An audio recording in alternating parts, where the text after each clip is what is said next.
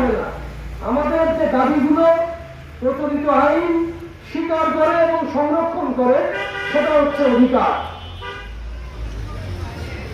তাহলে শ্রম অধিকার, তার মানে শ্রমের ক্ষেত্রে আমাদের যে অধিকার, সেটাকে বলা হচ্ছে শ্রম অধিকার।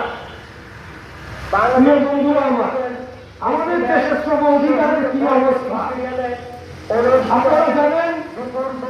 আমাদের দেশে একটি শ্রম আইন আছে, সেটির নাম হচ্ছে বাংলাদেশ শ্রম আইন 2006।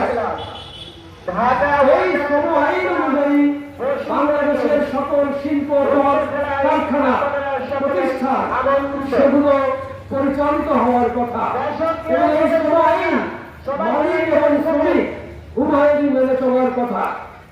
আমাদের শ্রম আইনে 354টি ধারা আছে। এর বাইরে 2015 সালে একটি শ্রম বিধিমালা প্রণয়ন করা হয়েছে, সেখানে 367টি ধারা আছে। আমাদের আইন অনুযায়ী আমাদের অবাধ ট্রেড ইউনিয়ন করার অধিকার রয়েছে। আমরা কি জানি? আমরা জানি